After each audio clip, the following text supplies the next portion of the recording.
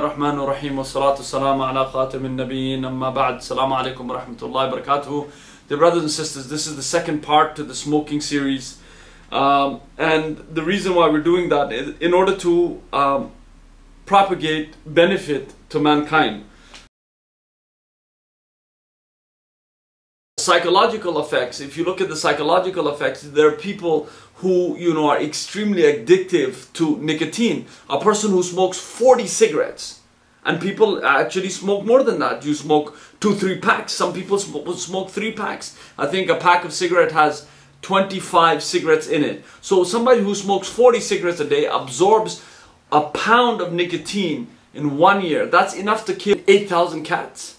It would kill 8,000 cats if you smoke 40 cigarettes a day. And some people are smoking double that and triple that.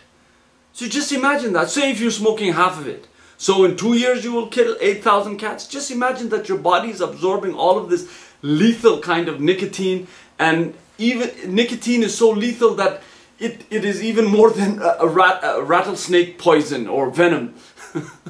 Just imagine that. 3 times deadlier than arsenic. And it is found in every part of the body, including breast milk. This is the most insidious part of smoking, is that it even harms the baby when it's in breast milk. Have you ever heard of a phrase that, I need to smoke, I need to feel better, I'll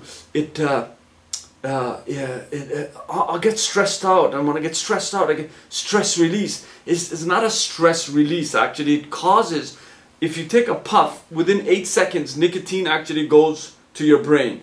And so there's a flood of dopamine, as well as other mood-altering, chemicals that are mixed with it. And then you do I have a smoke now. Smokers, when after eating food, they go, I just always look at them saying, I can't understand. But if you look at it from a scientific point of view, is because the nicotine has hit their brain, so they're craving it because it's a drug, so they have withdrawal from the system, and therefore when these things happen, that's why the 3-inch cigarette, it takes over the whole entire human being's mind, which a 6-foot man, a 5 woman, whatever it is, a 3-inch cigarette is controlling you in that sense. It's something so hideous and insidious at the same time, that the skin of a 40-year-old smoker is that damage of a 60-year-old non-smoker. Meaning to say that if you're 40 years old and you smoke, your skin is at the same level as a 60-year-old non-smoker.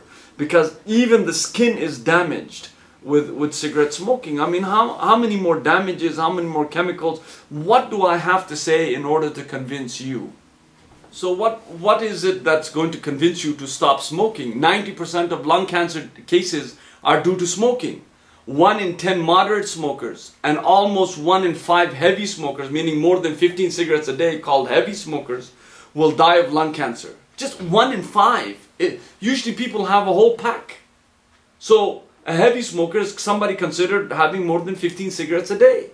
So you're going to die? For why?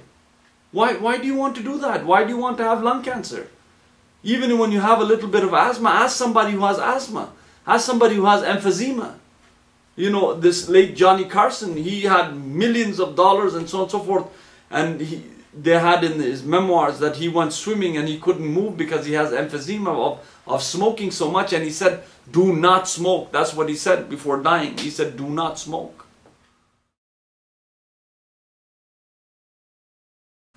Financial waste.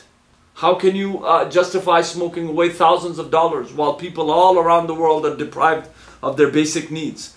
Kids don't have clothing. Mothers can't feed their babies. People are dying of starvation. And here you are burning tobacco in your mouth. Does it make sense?